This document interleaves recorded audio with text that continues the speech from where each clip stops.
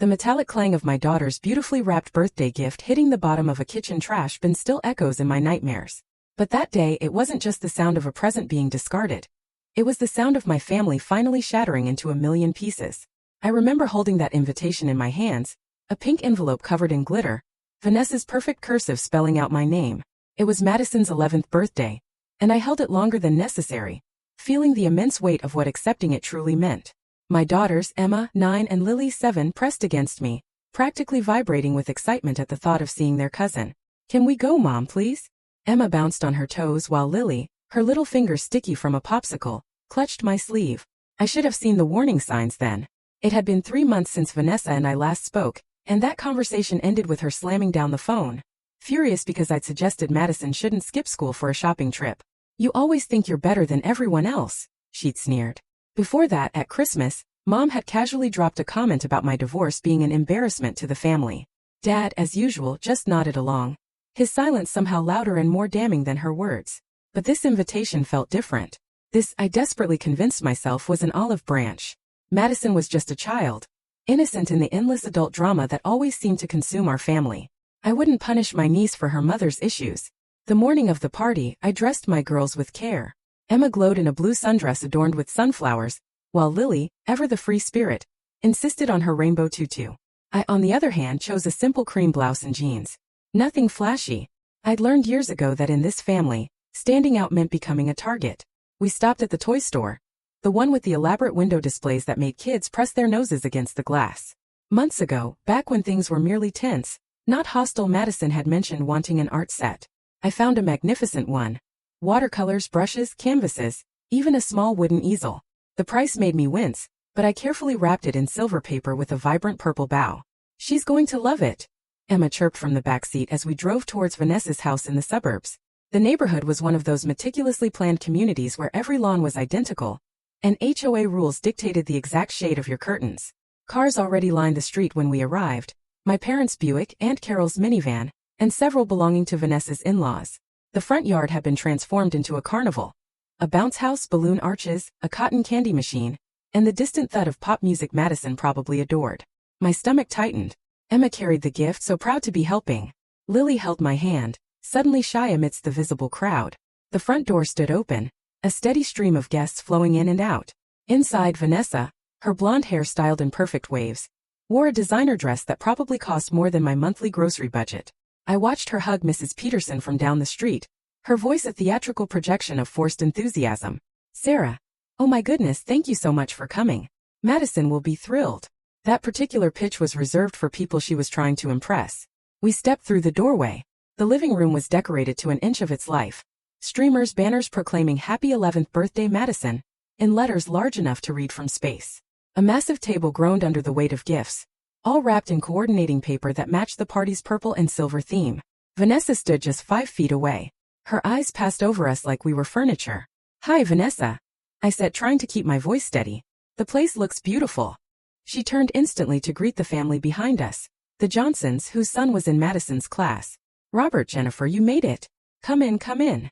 Mom emerged from the kitchen, a tray of cupcakes in hand, wearing the pearls Dad bought her for their anniversary, the one she only wore for special occasions. Her gaze flickered to me for a fraction of a second, then slid away like oil on water. "Mom." I tried, but she was already moving past us, setting the tray down on the dessert table where Madison stood, surrounded by her laughing friends. My niece looked up at the sound of approaching footsteps. For a split second I thought I saw recognition, maybe even a glimmer of happiness. Then Vanessa leaned down, whispered something in her ear, and Madison's expression shifted into careful neutrality. I walked over anyway, my daughters trailing behind me like baby ducks. Emma still clutched the gift, her smile now a distant memory. "Hi, Madison," I said, trying to infuse warmth into my voice. "Happy birthday, sweetheart." She stared at me with those hazel eyes that used to light up, back when she was small enough to demand piggyback rides and stories of princesses. "I brought you something," I gestured to Emma, who held out the beautifully wrapped package. Madison glanced at her mother. Vanessa gave an almost imperceptible nod. My niece reached out, took the gift, and without a single word, without even a thank you, she walked directly to the kitchen trash bin and dropped it inside. The metallic clang echoed through the suddenly quiet room. Several guests gasped.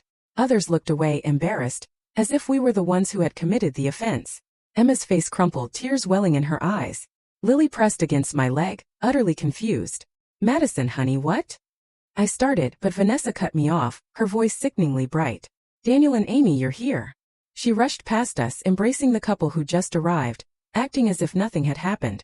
Dad appeared from somewhere, a newspaper tucked under his arm as always. He looked at us, at the trash can, at Madison returning to her friends. Then without a word he walked into the study.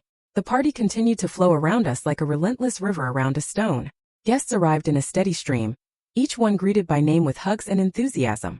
Vanessa directed everyone to the dining room, where place cards marked assigned seats at 2 long tables. I watched aunts and uncles, family friends, Madison's classmates, all ushered to their spots with care and attention. We stood near the wall by the stairs waiting. Surely someone would acknowledge us, explain the seating confusion, tell us where to sit. Emma wiped her eyes with the back of her hand, trying desperately to be brave. Lily had stopped asking questions, which was somehow far worse than her usual endless chatter. Maybe we should find Grandma, Emma suggested quietly. She'll help us. But Mom was busy arranging the gift table, pointedly avoiding the very corner where we stood. Every time someone new arrived, the entire family erupted in greetings. Uncle Frank's booming laugh, Aunt Carol's excited squeals, Vanessa's husband, Derek, shaking hands and clapping shoulders. We were utterly, completely invisible. My phone buzzed in my pocket. A text from my friend Jessica. How's the party? Is everything okay with your family? How do you even begin to answer that? How do you explain standing in a room full of your relatives, being actively, cruelly ignored? How do you describe the particular kind of pain that comes wrapped in party decorations and birthday cake? Then the photographer arrived, a cheerful woman with professional equipment who immediately began gathering everyone for group photos. Vanessa directed the arrangements like a movie director, positioning people just so. Parents here, grandparents in the middle, Madison's friends on this side. She was in her element, orchestrating the perfect family portrait. I watched as they assembled without us. 3 generations arranged in neat rows, everyone smiling on cue. Emma tugged my sleeve. Aren't we going to be in the picture? She whispered, her voice laced with desperate hope. I don't think so, honey. Her next words hit harder than anything else that had happened. But we're family too. Yes, we were family. Or we were supposed to be. I saw my father's arm around Vanessa's shoulders, that same protective gesture he used to make with me when I was young. Mom stood beside Madison, beaming with grandmotherly pride. Aunts and uncles filled in the gaps, creating this tableau of familiar bliss that simply had no space for us. Click, click, click. The camera captured exactly what they wanted the world to see. The perfect family. No messy divorces, no inconvenient truths, no daughter who'd supposedly tried to seduce her brother-in-law. Just smiles, coordinated outfits, and the illusion of harmony. Let's get some candids now, the photographer announced, moving through the crowd.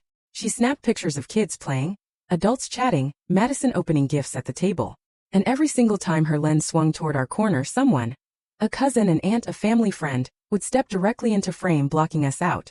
Accidental the first time, maybe, but by the 4th time Uncle Frank positioned himself directly in front of us to tell some drawn-out story about golf, I knew it was intentional. They were erasing us. Even from the photographic record of this day, we were being systematically removed. Years from now, when Madison looked back at her 11th birthday, there would be no evidence we'd ever been there. The gift in the trash would be taken out with the rest of the garbage. The place cards that never included our names would be recycled. And the photos would show a complete family, untarnished by our presence. The food came out in stages: sliders, wings, vegetable trays, cheese platters. Vanessa announced that everyone should help themselves before the birthday meal. Guests lined up, plates in hand, laughing and chatting. We stayed against the wall. Emma's stomach growled audibly. Mom, can we get food? Lily tugged my hand. In a minute, baby, I said, but I didn't move. Something in me refused to push forward, to force our way into a space that so clearly didn't want us. Call it pride or maybe just self-preservation, but I wouldn't give them the satisfaction of watching me beg for scraps. I watched Derek work the room, his hand perpetually on Vanessa's lower back in that possessive way of his. He was playing the devoted husband today, laughing at jokes and complimenting the decorations. Every so often, his eyes would flicker toward us, then quickly away. Guilt, maybe, or just discomfort at having to maintain the lie his wife had created. He knew the truth. He knew those texts were innocent, that I'd done nothing wrong. Yet here he stood, allowing this travesty to continue because it was easier than standing up to Vanessa. Because his comfort mattered more than my dignity. Because some men will sacrifice anyone to keep their own lives peaceful. I wondered if he'd shown her the texts at first, if he'd explained what they really meant, or had she found them and created her narrative before he could clarify? Had he tried to defend me at all, or had he simply nodded along when she declared me a home wrecker? These questions would haunt me later, but in that moment, I just felt a searing disgust for him, for Vanessa, for every single person in this room who chose complicity over courage. Mrs. Peterson walked by with a loaded plate. She'd known me since I was Emma's age, used to babysit Vanessa and me during summer vacations. She glanced at us, opened her mouth as if to speak, then hurried past. The shame etched on her face told me everything. She knew what was happening. They all knew. By the way, if you're still with me, still reeling from the shocking betrayal of family, please take a moment to hit that subscribe button. More unbelievable stories are coming, and you don't want to miss them. ****, I started paying closer attention then, listening beneath the surface noise of the party. Conversations would pause when we shifted positions. Eyes would dart our way then quickly away. And there, in the little smirks people tried to hide behind their hands, in the whispered comments passed between cousins, I began to understand. This wasn't neglect. This was deliberate. My cousin Brandon stood near the punch bowl with his wife Stephanie. They were younger than me by a few years, still in that phase where they thought family drama was entertaining rather than exhausting. I moved closer, pretending to examine the balloon arch while my daughter sat on the stairs behind me. Can't believe she actually showed up, Stephanie was saying, her voice low but not low enough. Vanessa said she probably would. She's got some nerve after what she did. Brandon grabbed another cookie. I mean, trying to steal Derek, her own sister's husband? That's low, even for her. My blood went cold. Vanessa showed us the messages. Pretty damning stuff. Derek said she's been after him for months, sending inappropriate texts, showing up at his work, and her acting all innocent with those kids, using them as props. Disgusting. I backed away slowly, my heart hammering so hard I thought it might crack my ribs. The room tilted slightly, or maybe that was just my world shifting on its axis. Lies. Vanessa was spreading lies. The pieces clicked together with horrible, sickening clarity. 3 months ago, Derek had indeed texted me, but it was to ask advice about an anniversary gift for Vanessa. I'd suggested a spa day at that place she'd mentioned wanting to try. We'd exchanged maybe 6 messages total. I'd even shown them to my friend Marcus because I was so proud of helping Derek plan something nice. But somehow, in Vanessa's twisted narrative, that had become evidence of an affair that never happened. The phone call where she accused me of thinking I was better than everyone else was her opening salvo. She'd been laying groundwork, turning the family against me before I even knew there was a battle. I thought about the Christmas comment. Mom's words about my divorce being an embarrassment. I'd assumed it was just her usual judgment about my failed marriage. But what if Vanessa had poisoned that well too? What if she'd been whispering lies for months, painting me as some kind of home wrecker to anyone who would listen? The invitation suddenly made perfect, terrifying sense. This wasn't an olive branch. This was a public execution. Vanessa had orchestrated this entire humiliation, gathered everyone we knew to witness my family rejecting me. The trash can, the ignored greetings, the lack of seats, all of it carefully planned to maximize my degradation. And everyone was in on it. My parents, my aunts and uncles, the family friends who'd watched me grow up. They all believed I tried to seduce my brother-in-law. They all thought I'd used my children as cover for an affair. The smirks and whispers, the deliberate snubs. It was all their way of punishing me for sins I'd never committed. I looked at my daughter sitting on the stairs, small and confused, their party dresses suddenly seeming grotesquely festive for this nightmare. Emma was crying silently now, tears tracking down her cheeks. Lily had her thumb in her mouth, a habit she'd broken 2 years ago but had returned to under stress. A white-hot rage started deep in my gut and spread outward. But I wouldn't give them the satisfaction of a scene. I wouldn't cry or yell or defend myself to people who had already decided I was guilty.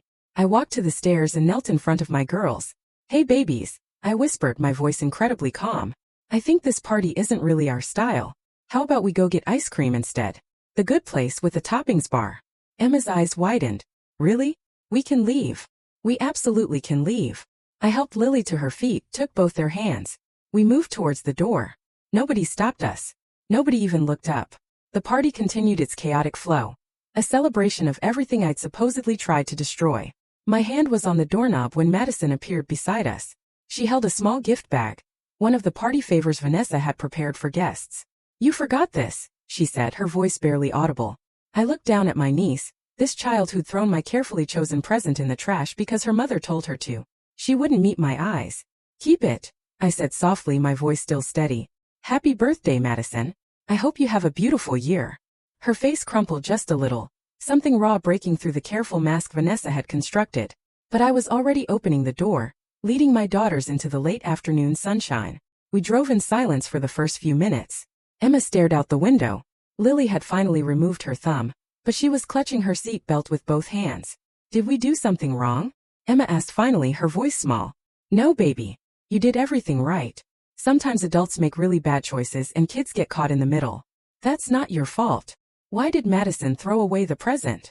Lily piped up. Because her mom told her to. Sometimes people believe lies about other people, and they do mean things because of those lies. That's not fair, Emma declared. No, I agreed, gripping the steering wheel tighter than necessary. It's not fair. My hands were shaking, the adrenaline of everything catching up to me now that we were safely away. I'd held it together at the party, refused to cry or make a scene, but the cracks were starting to show. Emma was watching me from the rearview mirror. Too perceptive, that girl. She saw the tremor in my hands, the tension in my shoulders. Mom, are you okay? I will be, sweetheart. I promise. The light changed. I drove on autopilot, muscle memory guiding me toward the ice cream shop while my brain tried desperately to process what had just happened. An hour ago, I'd walked into that house expecting awkwardness at worst. Family tension, maybe some passive-aggressive comments. That was our normal. But this coordinated campaign of cruelty was something else entirely. I thought about Vanessa as a child, how we used to play together before competition poisoned everything between us. She'd always needed to win, to be the best, to have the most attention. When I got into the better college, she didn't speak to me for a month. When I got engaged first, she rushed her own wedding to beat mine by 2 weeks. And when I got divorced, I'd seen something in her eyes that looked almost like satisfaction. Like my failure somehow elevated her success. But this went beyond sibling rivalry. This was calculated destruction. She hadn't just wanted to win. She'd wanted to annihilate me. We went to Yeppies, the Italian ice cream place that made everything fresh daily. I let them order whatever they wanted. Double scoops with whipped cream and cherries. We sat at an outdoor table and slowly, the tension in their small bodies began to ease. They talked about school, about their friends, about anything except the party we just left. My phone started buzzing around 6:30 p.m. Mom first, then Dad, then Aunt Carol. Vanessa called 3 times in rapid succession. I watched the screen light up again and again, imagining the growing panic on the other end because something had happened after we left. Something that made them realize their mistake. I didn't know what yet, but I knew I would find out. Emma was licking the last of her ice cream when my phone rang again. This time it was Derek. I almost didn't answer, but curiosity won. Hello. Amy. Thank God. His voice was strained, panicked. You need to call Vanessa back. Please. This is all a huge misunderstanding. Is it? I kept my tone neutral, acutely aware of my daughter's listening. She found the texts, the real ones, all of them. She was going through my phone for something else and saw the full conversation thread. She understands now that you were just helping me with the anniversary gift. Amy, she's devastated. She knows she made a mistake. A mistake? The word tasted like ashes. She didn't mean for it to go this far, he pleaded. She just saw a few messages out of context and jumped to conclusions. She's been so stressed with work and Madison's school stuff, and she wasn't thinking clearly. Please, you have to understand. What I understand, I said, my voice dangerously low, is that my niece threw my gift in the trash while everyone I've known my entire life watched and laughed. I understand that you all let my children stand there for an hour being treated like garbage. I understand that Vanessa spent months turning my family against me based on lies she didn't even bother to verify. It was a mistake. His voice rose. People make mistakes. Do they? I shot back. Or do they make choices and call them mistakes when there are consequences? I could hear voices in the background. Vanessa crying, Mom saying something sharp. Someone else was there too, probably Dad, his distinctive cough giving him away. They were all together, probably sitting in Vanessa's perfect living room, still surrounded by birthday decorations and half-eaten cake, having their family meeting to decide how to handle the mess they created. The image made something hot and bitter rise in my throat. They got to stay together, unified in their panic, while I sat at an ice cream shop with my traumatized daughters, trying to explain why their family hated them. You know what the real mistake was, Derek? I kept my voice calm. The mistake was thinking you could treat people this way and just apologize when you got caught. The mistake was believing that family means you get infinite chances to cause harm. The mistake was mine for showing up to that party thinking you'd all changed. That blood meant something to you besides a license to be cruel. That's not fair, he mumbled. Fair? You want to talk about fair? Was it fair that Emma watched her gift get thrown away? Was it fair that Lily asked me 3 times if we could sit down and I had to tell her there were no chairs for us? Was it fair that my parents, who were supposed to love me unconditionally, looked right through me like I was invisible? Silence on the other end. Then what do you want me to do? Derek sounded lost. Tell me what to do to fix this. I want you to leave me alone, I stated flatly. I want all of you to leave me alone. My daughters and I are going to finish our ice cream, and then we're going home. We're going to watch movies and forget today ever happened. And you're all going to sit with what you did. But Amy, I hung up. I turned off my phone completely, watching the screen go dark. Emma was watching me with those two old eyes. Was that Aunt Vanessa? It was Derek. They figured out they were wrong about something. Are we going back? Lily piped up. No, honey. We're never going back. Lily's face brightened. Can we really watch movies? Can we have popcorn? We can have all the popcorn you want, I promised, a small fierce smile forming on my face. We stopped at the grocery store on the way home. I let the girls pick out candy and soda, things I usually limited because I was trying to be a responsible parent. But tonight, after what they'd endured, they deserved some joy. They ran through the aisles with the cart, giggling again, the trauma of the party already beginning to fade in the resilient way of children. At home, I made popcorn while they changed into pajamas. We built a nest of blankets and pillows in the living room, put on their favorite animated movie, the one about the princess who saved herself. My phone sat on the kitchen counter, dark and silent.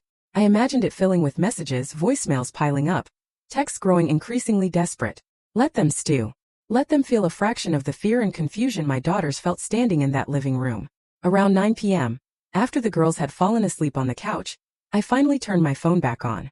63 missed calls, 47 text messages, 6 voicemails. I opened the texts first. Mom. Amy, please call me. We need to talk about what happened. Dad. Your mother is very upset. Please answer your phone. Aunt Carol. There's been a terrible misunderstanding. Vanessa wants to apologize. And then Vanessa, a stream of messages growing more frantic. Amy, I'm so sorry. Please let me explain. I was wrong. I know that now. Please pick up. Derek showed me everything. I made a horrible mistake. Please talk to me. I'll do anything. Please. I'm begging you. Mom and Dad want to apologize too. Everyone does. We love you. Please don't shut us out. We're family. That last one almost made me laugh. Family. They were family when they were publicly humiliating me. Family when they were teaching Madison to throw gifts in the trash. Family when they were whispering lies and letting my children suffer. But now that they knew the truth, now that their comfortable narrative had shattered, suddenly they wanted to talk about love and forgiveness. I opened my laptop instead of responding, started typing. The post went up on my Facebook around 10 p.m. I debated it, knowing it would escalate things, but they'd made this public. They'd invited dozens of people to witness my humiliation. I had the right to tell my side. I kept it factual. I described the invitation, the party, the treatment we received. Mentioned the gift in the trash, the lack of seats, the deliberate snubs. I explained that I discovered Vanessa had been spreading false rumors about an affair with Derek, based on text messages taken out of context. I included screenshots of the actual conversation. Just 6 messages about spa packages and chocolates.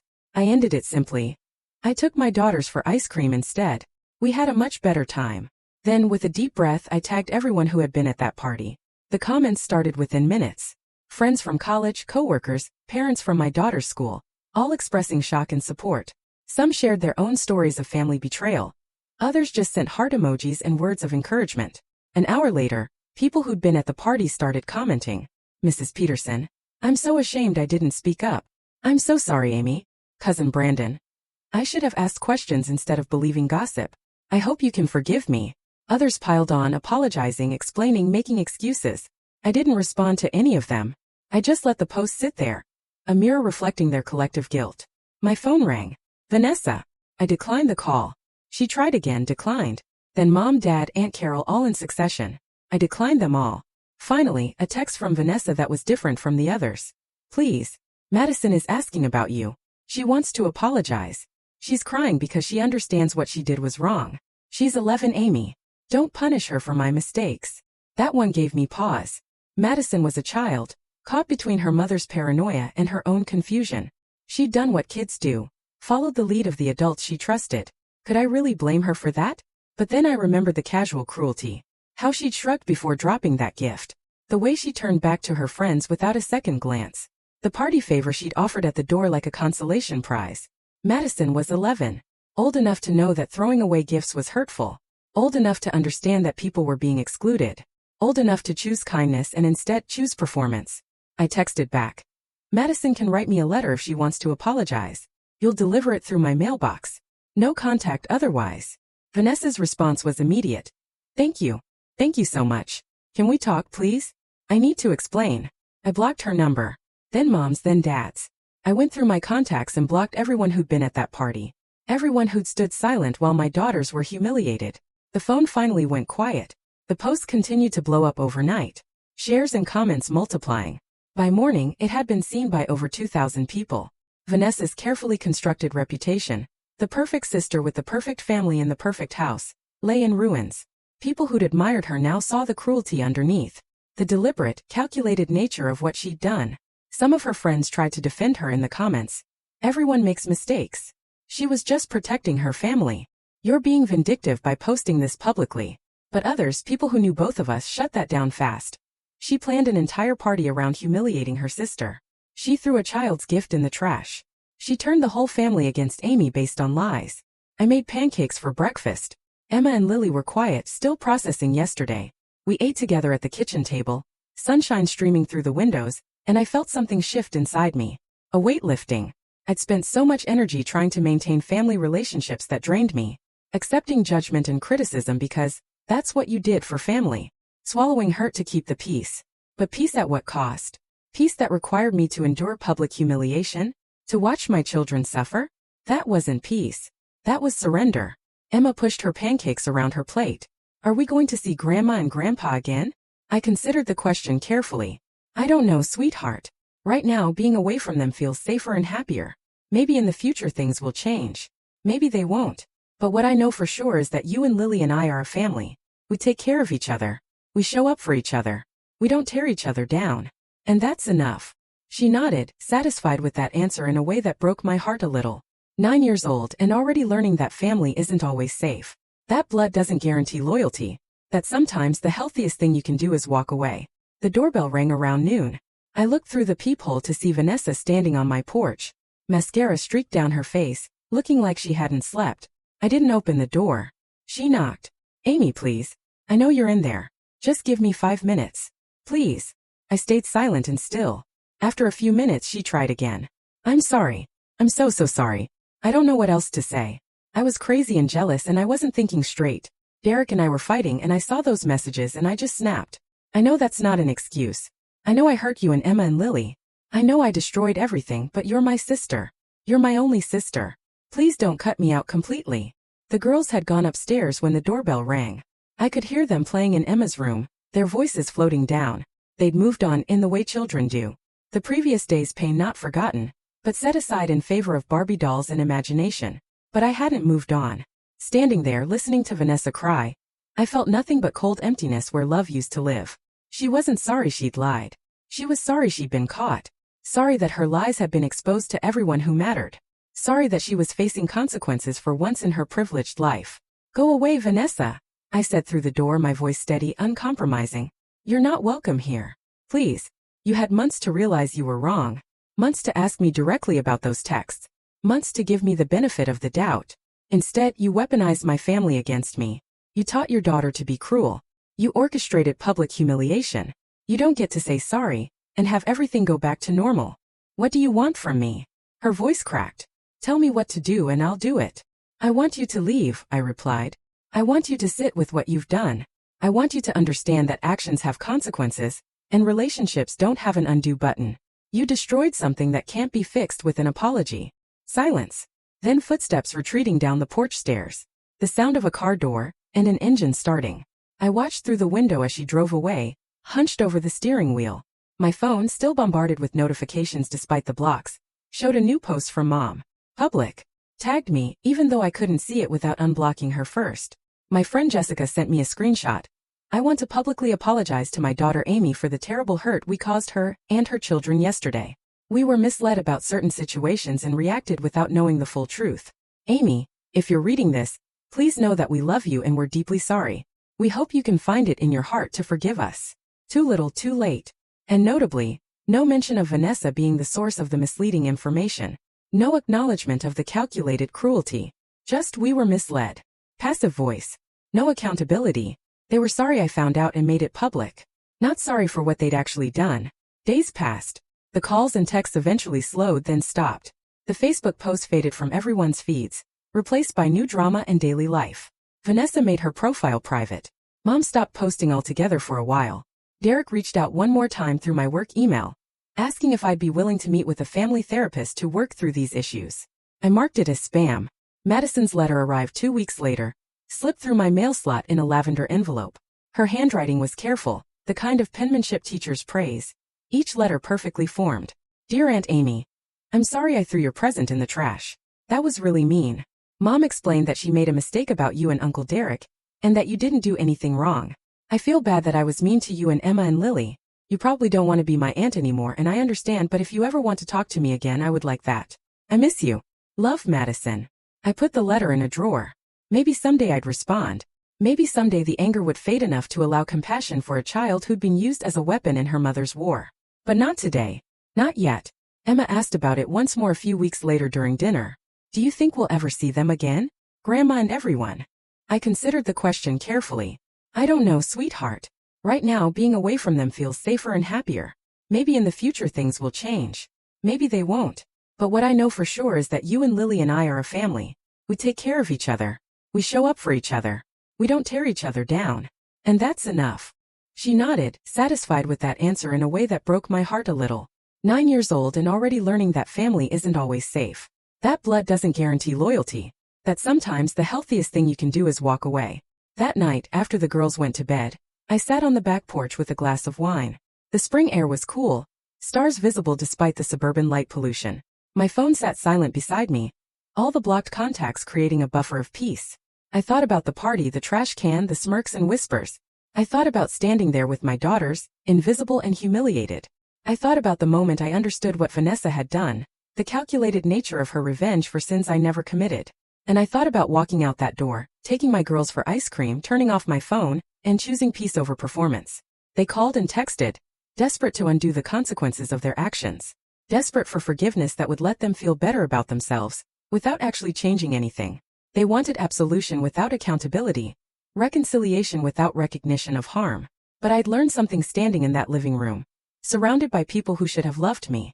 I learned that I could survive their rejection, that my worth wasn't determined by their acceptance, that my daughters would be fine, better even, without grandparents who could watch them suffer and do nothing. I'd learned that sometimes the most powerful thing you can do is nothing at all. No yelling, no scenes, no desperate attempts to make them understand. Just quiet withdrawal. Just closing the door and building a life on the other side of it. Vanessa wanted drama. She wanted confrontation. She wanted me to fight and cry and beg to be believed. Instead, I gave her silence. The Facebook post was just truth-telling, not revenge. The blocked numbers were just boundaries, not punishment. I simply stopped participating in a dynamic that hurt me. And in that silence, in that absence, they finally understood what they'd lost. Not because I told them, but because they felt the empty space where I used to be. I sipped my wine and looked up at the stars. Somewhere across town, Vanessa was probably crying into her expensive pillows. Mom was probably wringing her hands and telling Dad they needed to do something. Madison was probably confused about why her favorite aunt had disappeared. Derek was probably just relieved the drama had settled. But here in my small backyard with my sleeping daughters upstairs, I felt something I hadn't felt in years when it came to my family. I felt free. The phone stayed silent. The stars stayed bright. And I smiled. Truly smiled for the first time since that pink invitation arrived. Have you ever had to choose between family loyalty and your own peace? What did you do? Tell me in the comments below, I really want to know.